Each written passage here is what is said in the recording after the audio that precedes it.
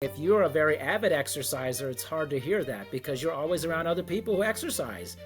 But guess what? You're in the minority. You are a massive minority. You're in a bubble that you need to get out of and see what's happening. Most people don't like exercising. It's like last on their list. So I actually just validate that. I go, it's okay that you don't like it. Most people don't. And they go, will I ever love this? Like really be into it? Maybe, maybe not.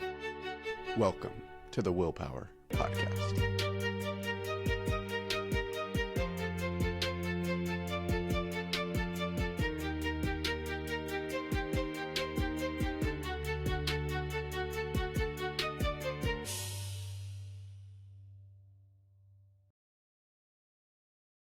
All right, Darian. So first, I want to talk about your road to becoming a physical trainer, but starting with like the personal side. So how did your journey in fitness begin? How did you start to prioritize that in your own life? I would say it just started early in my life. I grew up in a pretty athletic family, or at least a family that emphasized being active pretty regularly. Probably like a lot of people who get into it, like a lot of sports and stuff like that. But I had really no personal, I would say, value in it so much when I was much younger. Like when I was a teenager, I just kind of was doing it because it was part of the sporting aspect of things. But it really just grew over time. Like as I was in college, I was a collegiate track and field athlete, was a sprinter.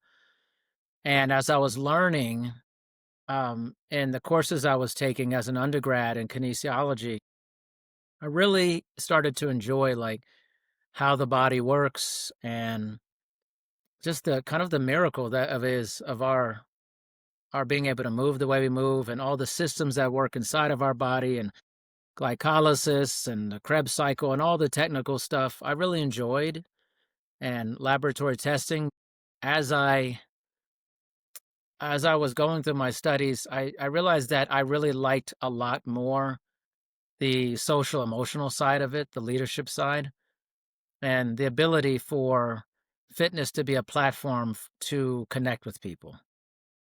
So I really shifted my reasoning primarily for my ability to be able to get to know other people. Pretty simple. Like fitness seemed like a great way to do it. You know, you get to meet with someone and we have this one on one relationship, and you get to see the rawest version of them. Not the version the public sees, but the version that not a lot of other people get to see, which is them stripped down, wearing fitness clothes, being vulnerable. A lot of clients are just so vulnerable that I've had some of the people that are so well versed in their field of work and they're very confident, but often when people come in to work out, they're not very confident at all. And so I feel like I'm getting the most honest version of people, and I really love that. So the focus is just like building personal relationships with people through the focus of fitness. Yeah, especially like you're getting people dragging themselves to the gym, especially if it's not a normal thing for them. If they're a new client and they're just getting into the habit, like you are definitely getting a raw version of people. And it's not as much of a presentable or the presented side. It's not the side of them that they're used to putting forward and portraying. So being a sprinter, what was that like your main social network as well, was through sports? Or were you able to find that elsewhere as well? I actually did something I thought was pretty different. So when I was in college as a sprinter, a lot of athletes live with each other and they spend all their time with each other, whether, during practice, plus outside of that. I didn't want to do that. I wanted to have as much of a regular college life as possible. So I never lived with my teammates. Most of my teammates did live with each other, but I wanted that separation. So I lived with just regular college students. And that was probably the best thing because I got to see what it was like just kind of going through college the way they went through it.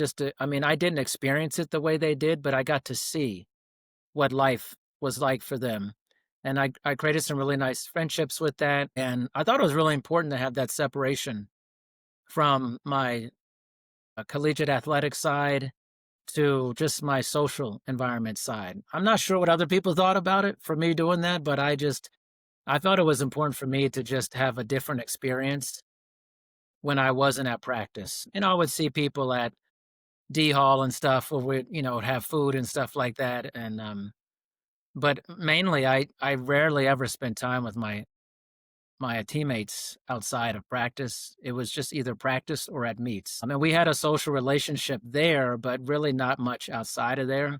And again, it was on purpose on my part, just because I just was so curious of what it was like. So, being an athlete to me felt very boring because everyone was doing the same thing. Even in different sports, I knew a lot of athletes in a lot of different sports, and it just felt like everybody was kind of doing the same thing. Working out, practicing, competing. Kinda boring, and I was like, "Well, what is everyone else doing here?" Like, they were going out to parties, they were going to different activities, intramurals, playing video games, and I rarely got to see a lot of what happened during the day because I was basically had a job. I was a scholarship athlete, so I was never at home during the day, but I would talk with them about it, like, "What do you do?" Like, when I'm not here, and they're like, "Not much." I was like, "I'm literally out all day long. You're here doing nothing, like, just hanging out." I don't even know what that's like. So, I really enjoyed just those conversations, just being able to talk to other college students who are living a very different life than me. Yeah, so what was it like when you actually had to move on from sprinting? At least as, like, a full-time thing. I'm sure you might still hit the track every once in a while, but, like, what giving it up as a competitive piece of your life, what was that like? It was different, but I felt like the transition wasn't as hard for me because I had spent a lot of time talking to people and living with people who weren't doing what I was doing. So an idea had an idea that I would have a tremendous amount of time. I knew that was gonna change pretty dramatically. Um, and so once my eligibility ran out, did 4 years, I did my master's degree at the same college where I ran track. And I wanted to do that as I really enjoyed being at the school, but also for be like, I mean, I wonder what it's would be like to not be an athlete and just go to school. And I found it to be pretty hilarious, honestly, because the amount of time that I had was laughable. I mean, I went from having no time, having to study. I mean, my life was essentially get up at 5 a.m. from 18 to 22, go to pool practice to do water running, have to take 8 a.m. class every day because I had no options. It's not like I could choose all these different times because everything revolved around practice. Class from like 8 to 12:30, 1 o'clock, go to the locker room, get changed, practice for 2 to 3 hours, weightlifting for an hour, studying after that, go to dinner, study some more, back home. I mean, it's like 9, 10 o'clock by that time, and then go to bed. That was literally my life. And then we had meets. Forget it. It was on the weekend where I'm away from school, we're traveling. So I just remember the first time thinking, like, I don't have any of this to do at all. So it was weird. It was just like I really didn't know what to do besides just kind of just meet with people. I enjoyed meeting with people. But that's when I started my personal training career directly after my collegiate track and field career. So I was getting socialization in the platform of fitness and exercise, but it's just like I had so much I just I couldn't realize or understand how people had this much time to themselves. Like college felt like I had no time, and then when I was doing my master's degree, it was just like how do you get I mean, you have to have a lot of structure in your life to be disciplined because there's just an inordinate amount of time. So it kind of felt like freedom, but on the other sense, it felt like I needed the structure. I needed to create structure for myself so that I just wouldn't procrastinate or anything like that, which is not in my nature. I'm a very like, I want to get stuff done and have structure. I think a lot of people can relate to the, like, feeling that there's just so much time you don't even know what to do with Yeah. it. So what's been your process of creating structure for yourself outside of, like, organized sports? I just basically took that concept that I had in organized sports and created it in my life after being an athlete. So I said, I life is just training to me. Everything in life is training. So if I want to be good at my job, I have to train for that. If I want to be a good human being, I have to train for that. If I want to run a marathon, I got to train for that. It didn't matter what it is. It was all going to be under the guidance of and the platform of I need to create structure in order to be good at anything I want to be good at. So nothing really stopped for me. I just created the structure for myself. I'm going to do this at this time, that at that time. Here's my boundaries for this and that. So I just basically took the similar concept that life is training. And so if that's the case, if that's what I believe, then I'm going to create the structure of a training program for anything I want to do in my life. Is that like every day then? Every day there's some kind of outline of what's going to be done? Yes.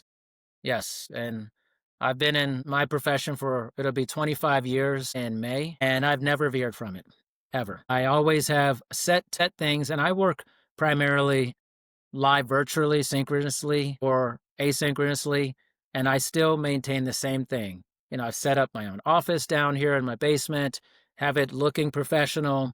There's a time when I go to work, and doing it. I keep everything on a set schedule because I liked being an athlete.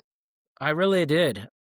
I enjoyed I guess you could say, the meditative aspect of it. I think it's sometimes hard for people who've never been athletes or have trained for something. And if for training for stuff, there's something very, I don't know, just very meditative and straightforward and logical and very like, I'm out there, I'm doing this. And it's a feeling of you're always moving towards something. And I like that. I like that I'm moving towards something. I like having goals and things to accomplish. I just don't I never this was my thing when in college when I would see people who were in college and just didn't do anything. I just didn't understand that. That was foreign to me. I was like, "Well, how can you be here and not be doing anything?" Like, there's gotta be other stuff to do besides taking class twice a week and then doing nothing the rest of the week, it's like I thought that was weird. I was like, I like having goals and dreams and ambitions, so I just never stopped doing that. I'm always creating another goal, another reason to create a training program, but it doesn't have to be physical. It could be anything, social, emotional, spiritual, environmental, whatever it is, it's all training to me. I don't treat it any differently. Yeah, straightforward was the word that was coming to mind for me when I think about training. So for me with like training for this ultra, it's so simple. It's like I either hit the miles or I don't. Like it's like I know this is what I want to be doing. There's no like debate there. I know what I want to be doing and I just do it. And it's just very clear. And then like going into like business or the podcast stuff is so much more abstract and so much more unclear. Like, okay, what should I be working on? What things should I focus on? So I do like the training part, which is just, I just do it and it's either done or it's not done. There's no like weird, like, oh, how do I run today? It's just, I run the miles or I don't. So you said 25 years, you're coming up on 25 years with your training practice. What has been the progression of that? Like, how have you grown as a trainer and how has your client base grown and how has that all progressed? Yeah, it's been an awesome ride. I have to tell you. I mean, I would say I have a pretty unique career. There's not a lot of trainers who have been trainers for as long as I have. We have a very high dropout rate. So within the first year of being certified, 80% of trainers drop out of the business. So we have a horrible retention rate. But there's a lot of factors that go in it. For me, I just never looked at it as I'm doing this because I like to exercise. Or I'm just doing this to help people. Like, these are kind of the cliche standard answers for it. I based my entire career on personal development, on how to become a better person. Literally, I felt training would make me a better person because I would have better conversational skills. I would be able to connect with a variety of different types of people, and I would have confidence in my conversational skills and my relationship building.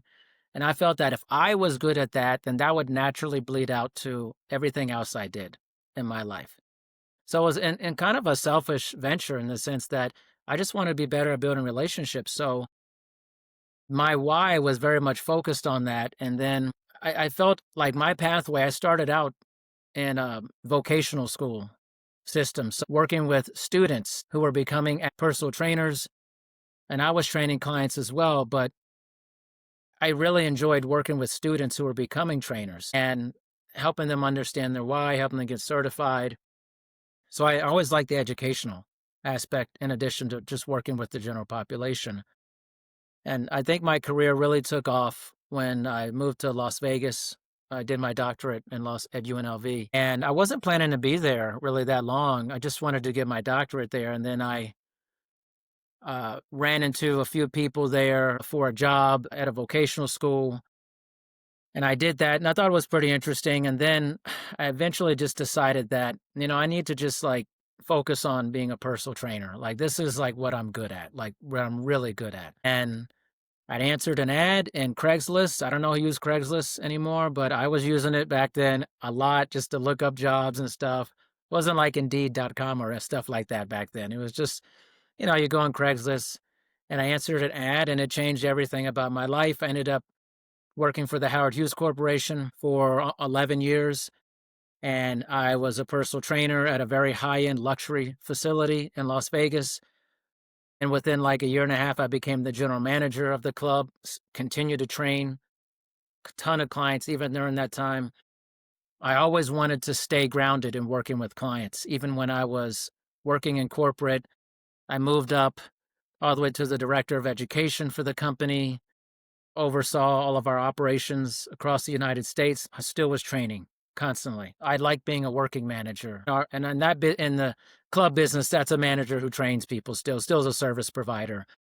And I refused to give that up because that was my favorite thing to do. And that's where I started building like a really large clientele. And once I built a pretty large clientele, it was just kind of on autopilot at that point. And then I decided I need to have more time in my life. I kind of moved towards time was the biggest currency for me. And I had a great gig, several gigs at like 3 or 4 different jobs in the same company. But it also just wasn't challenging anymore for me. And as you probably heard, I'd like a challenge. I like to be challenged. I'd like to push myself. I don't like being comfortable. I like to try different things and get outside of my depth. And so I heard a great lecture at a conference about the future of fitness, and it was all about video conferencing and using live, virtual based services, just like we're doing now for personal training and the future beyond that, holographic training, augmented reality, all this stuff. And I was hooked. William, I was hooked hard.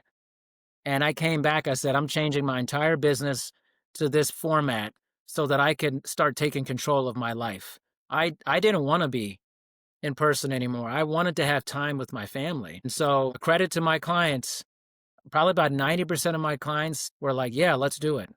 Let's do it. But these are smart business people. They wanted more time back in their lives too.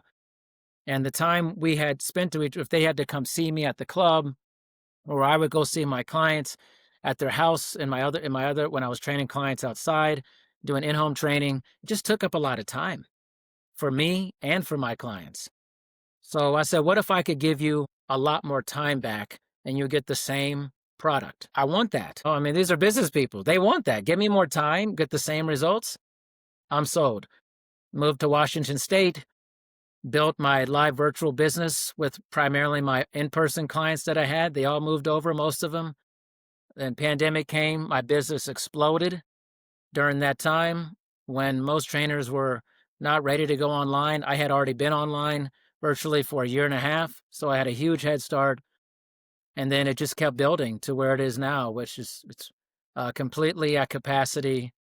And I do the same exact thing I did when I was in person. Just focus on caring about people, building good relationships, becoming a really elite level conversationalist, which I do that with my own podcast. I think podcasting is a great way to become an elite level conversationalist. And that benefits my business for me to be a better conversationalist. And it benefits my life as a human being. Yeah, I definitely, that's what I was thinking when you were talking about how you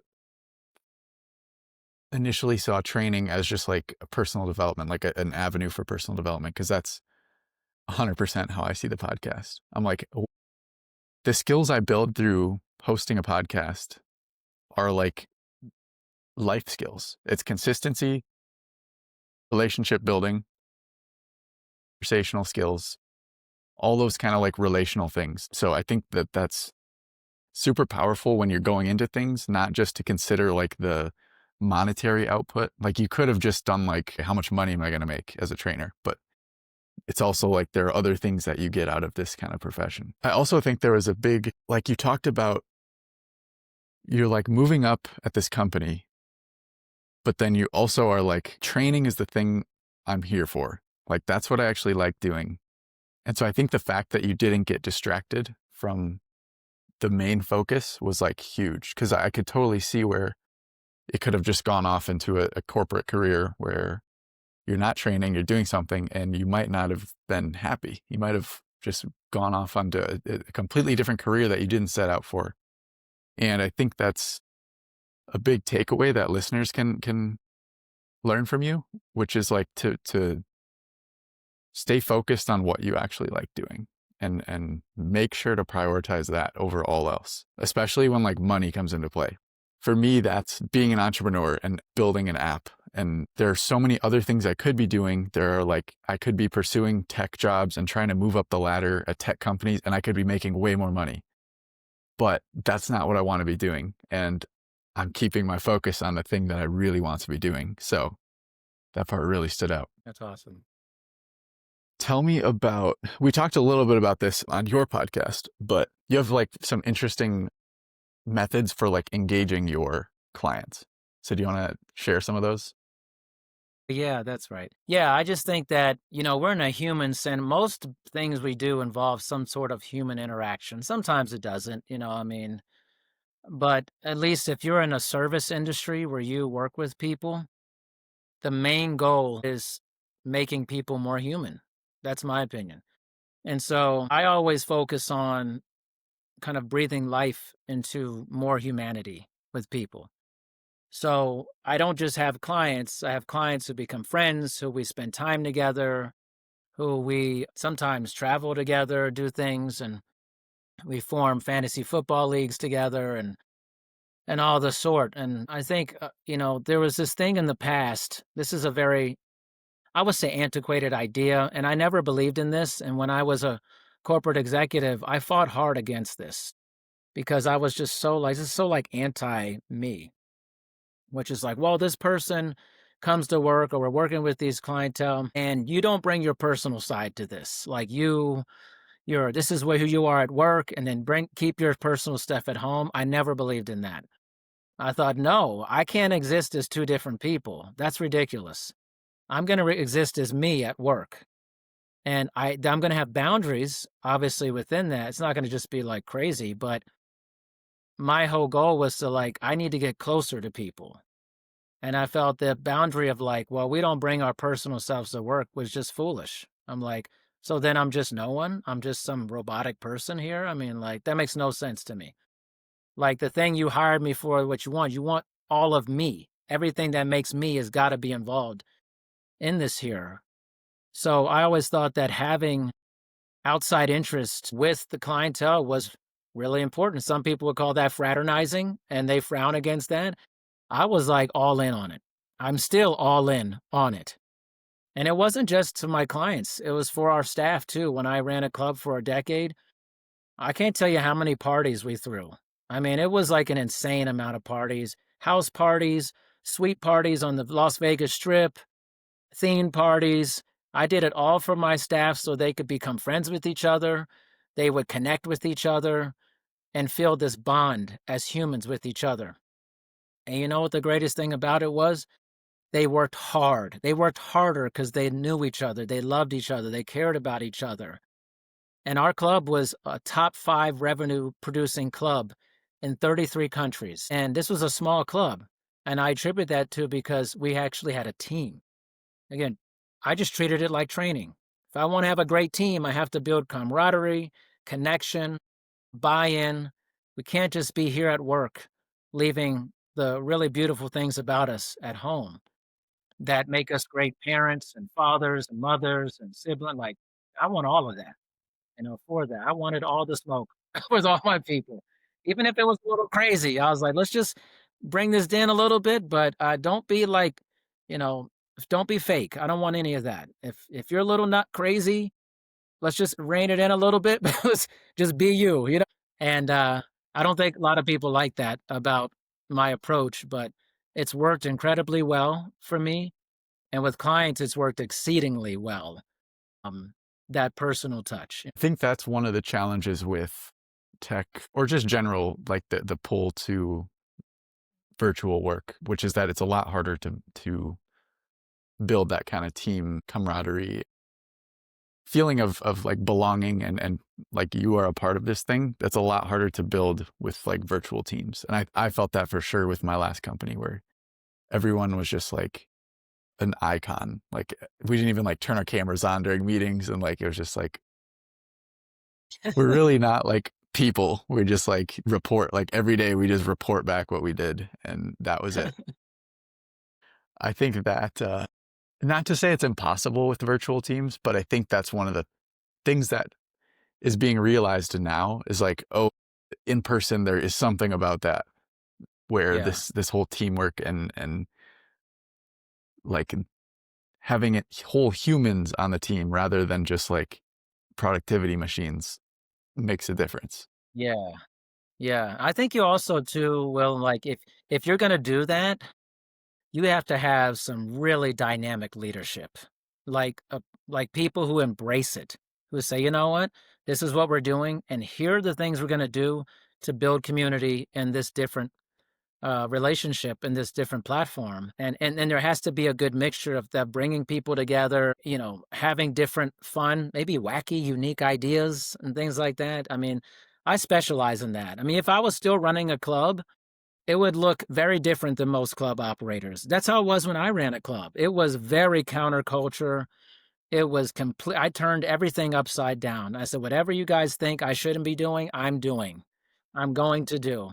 And because my goal was, I wanted people to be pumped out of their mind to be at work. I wanted them to be so juiced to be working at this club. And it worked. We would have staff members show up an hour before their shift just to talk and hang out. And they would say, I would never go to my other jobs early, ever. It's boring. There's nothing happening. I said, that's because they have no juice. Part of the job of being the CEO, the general manager, whoever, you're the juice maker. You got to squeeze that juice. You got to make the team feel desired, wanted. You got to be the champion for those people. You got to make them feel wanted. When every staff member would come in, they got a hug from me, every single person. I would look them in the eye and say, you're awesome. I'm so glad you're here. Doesn't take much to make people feel good at all. But if your leadership is very like transactional, it's going to suck. It just is. Yeah. Okay. Changing gears a little. So let's say you have a new client who is not prioritizing fitness in their life at all. Like their diet's kind of out of whack.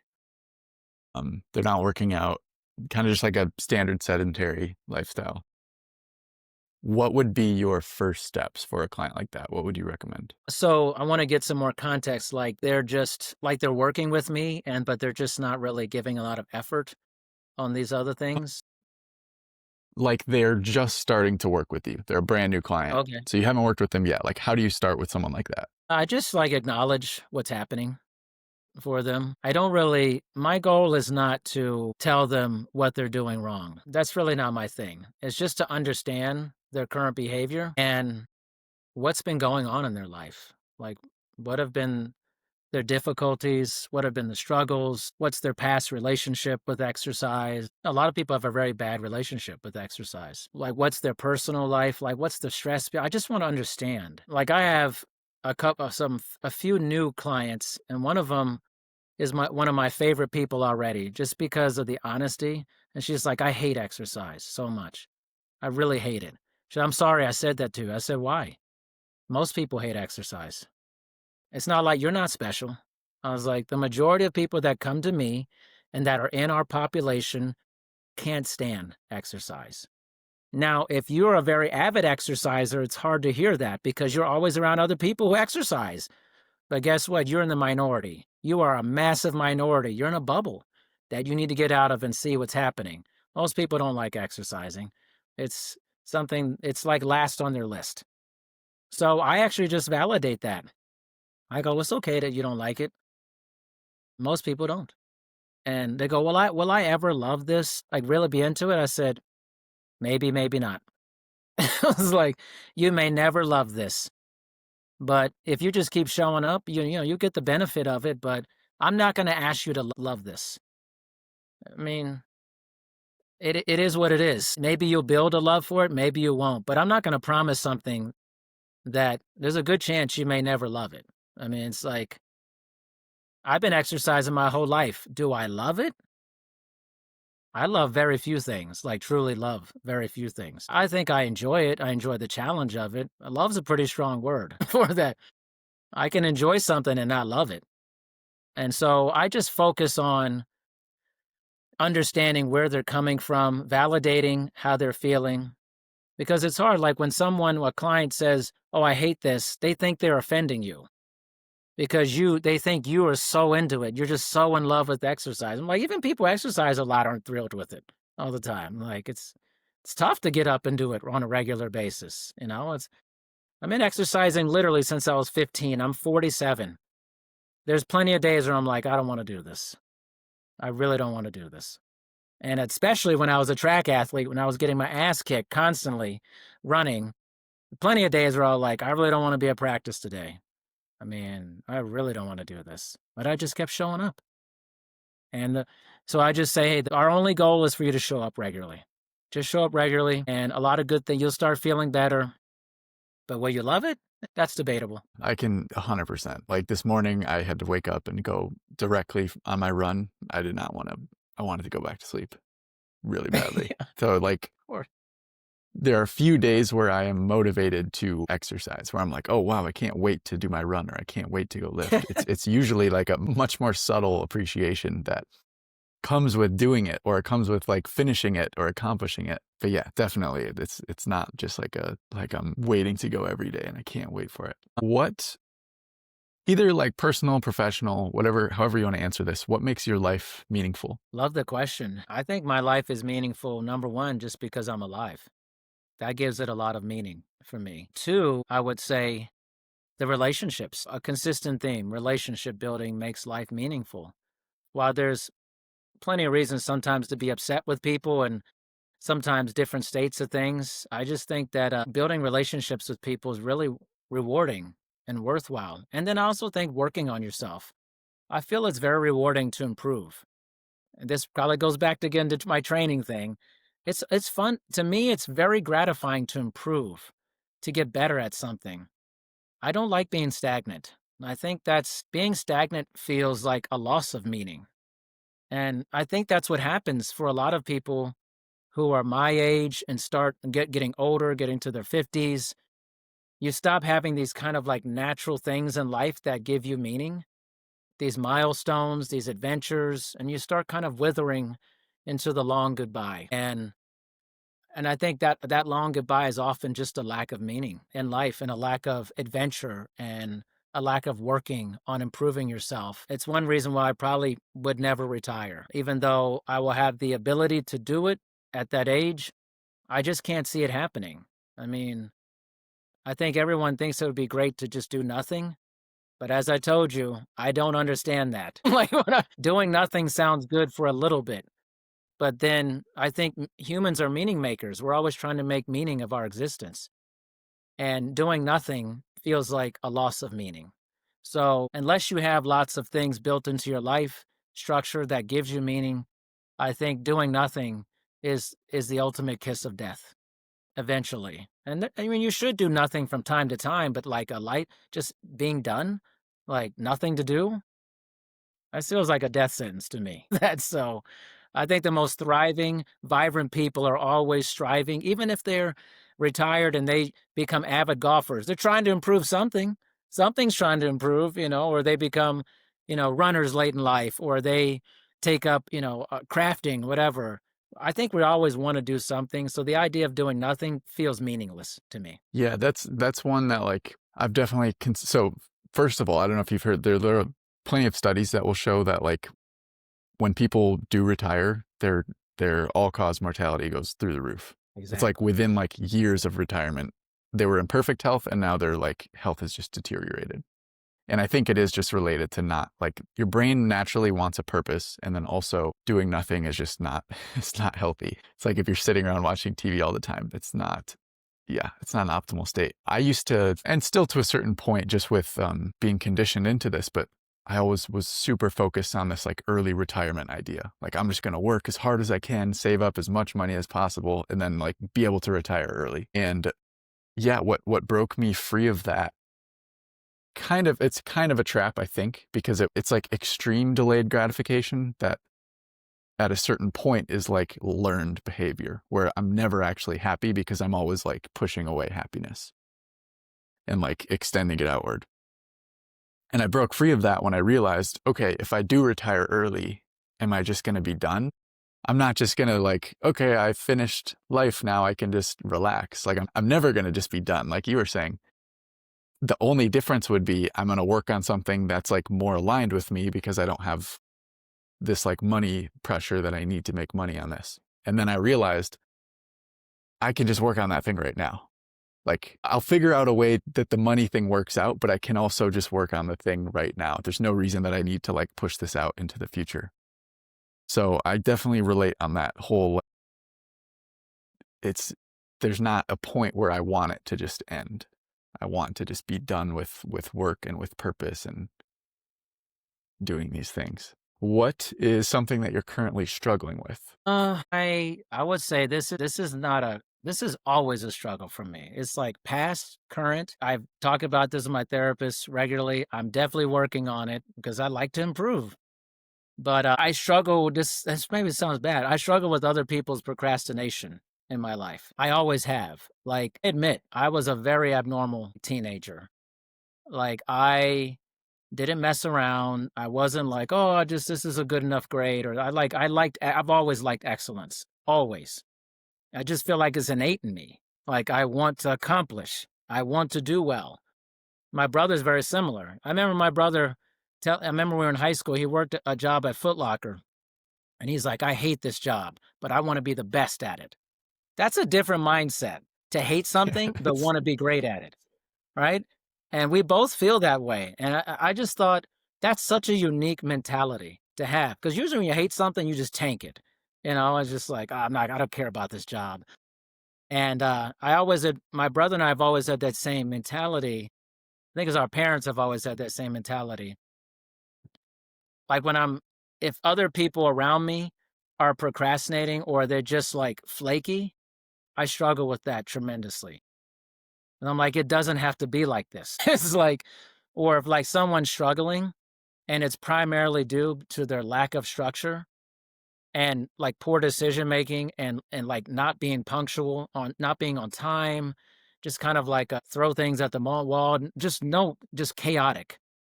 I struggle with that because I want to help the person, but then I'm kind of like get annoyed by it at the same time. So I've had to really work hard to just try to be like, listen, I can't control other people's behavior. They have to want that for themselves. I could be an example of what I want to see in other people, but if they never come to that, that's their journey. It's not mine. But it's still really hard. Like even with like my students, any student like in the colleges that I teach, we have a deadline for when assignments are due. The overwhelming majority of students give themselves the smallest amount of margin for error. If the assignment's due at 10 p.m., everyone's doing it at 9 p.m. Like 75% of the class. And no matter how many times I tell them, don't give yourself a larger margin for error. It never changes ever. You could change it to a different day, a different time. I can make it 1 p.m. Everyone's going to do it at 12 p.m. It's just like, it's just something I have to let go of, gonna happen. but it's so opposite of me. I'm not like that. Yeah, I can definitely relate. And I have that same, yeah, I know what you mean when you're like, it sounds bad, but it's like, I have that same like kind of judgmental thing that I deal with. And I'm curious how this lands with you. Cause for me, I think it's either, I think it's a fear of seeing that in myself when I do have this kind of like this annoyance or being bothered by someone else's actions that I don't think like where I'm like, hey, you're not doing this how you should be. I think it's a fear that that I'm like, what if that was me? What do you think about that? I mean, probably subconsciously, it's probably part of what I'm thinking about. I would say for me, I just really wish, I just want people to have a better existence. Like, My thing is I get annoyed when someone tells me, "Man, I wanna do better, like, I feel like my life is really hard, like, I'm making the best decisions and, like, I'm always late to stuff." I'm like, "You could change that." Like, "You have control over this." Like, it's one thing if somebody tells me, "Hey, I'm late all the time. I don't care about it. It's not a big deal to me. Honestly, I don't care if other people care about it." All right, you're owning this behavior and you have to accept the consequences. That rarely happens. Rarely. It's most of the time complaining about it. Why am I not getting this? I said, this is a system issue. You got to create systems in your life. You're just operating off of chaos. So it's just like my thing. It's like, don't complain to me if you're not willing to do anything about it. Just tell me you don't want to do anything about it. I'm cool with that. It's the part of like telling me it's annoying them, but then doing nothing about it. That eats me up. It's like, don't tell me, just leave me out of this conversation. Like, don't complain to me unless you're willing to do something. I don't want to listen to the complaining. I want to listen to the solution for it. But if you're owning the behavior, I'm cool with that. You decided this is what I'm gonna do. I don't care about this and that. Okay. I'm not worried about it then. Yeah, that's a good distinction. So it literally is like, okay, I'm being dragged into something, but you're not even willing to do your part in this. Like I'll help you, but you have to do something as well. You can't just complain about it. Yeah. Okay, what does your dream life look like? I'm gonna say it's happening right now. My life, my best life is my life today. I wouldn't change anything about it. I've said this to a ton of people. If I died today, I have zero regrets. I've done every single thing I've wanted to do professionally. I've done everything pretty much I've wanted to do personally. I've been all the places I want to be pretty much in the world I wanted to go. I don't have anything else that I'm like, oh man, I wish I would have done that. It's just more of like a life of curiosity for me right now. Just continue to be the absolute best professional I could be, the absolute best father and spouse I could be, and brother and son. It's all gravy for me the rest of the way for that. But I still want to accomplish stuff, just like different stuff, like maybe quirky stuff. Maybe I want to be good at pickleball at some point, or maybe I want to hike this really long hike that I thought, oh, that looks interesting. Maybe I'll try that. Even my marathon training is just to really like, I've always wanted to do one. I was a sprinter, so I was like, oh, this is really opposite of what I was doing before, just to be like, oh, some other challenge in my life. But the dream life has, to me, already been accomplished for me. And it's just a matter of just staying the course, keeping the structure I have. And, if things change, then I'll deal with it, if it goes for the opposite direction. But I truly believe like treating life like training has allowed me to get to this point because I don't look at my work life and my personal life as different things. They're the same thing to me. I approach them the same exact way. And I think that's one of the issues is in our culture is we approach work way too differently than we approach our personal relationships with like romantic relationships, friendships, parenting. You go, oh, well, I'm climbing all these mountains at work and I don't understand a personal life. How do it's the same thing. What are the skills you did to become great at work? They're the same things you do to become great in these other areas of your life. It's just training. It's just being willing to put one foot in front of the other and do stuff when it doesn't feel great all the time. That's training. I mean, very few people will tell you, I love training every day. No, you just said it yourself.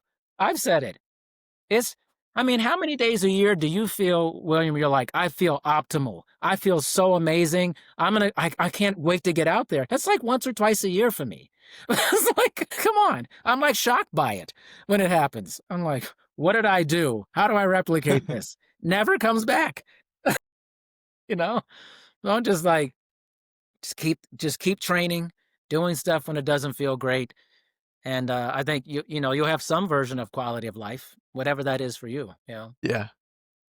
The like work-life balance is so interesting that like phrase has come up in, the past 10 years or so, but it divides the two.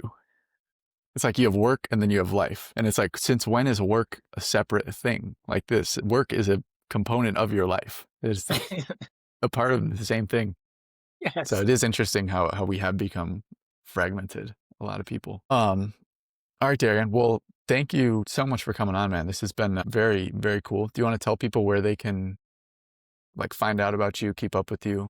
Yeah. Well, thank you for having me on. Well, I really appreciate it. I enjoyed having you on my podcast, and it's got a really nice response. I think it was different for a lot of people to hear about outside of the session, and from your perspective, I think was a good one. I try to make it pretty easy for people to find me. I probably very differently. I don't have social media, so you're not going to find me on there. If you do a search, there may be some other Darian Parker on there. It's not me.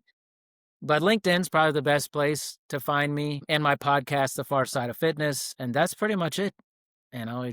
You can search for me, you'll find me on those places. Thank you, man. All right. Bye, everybody.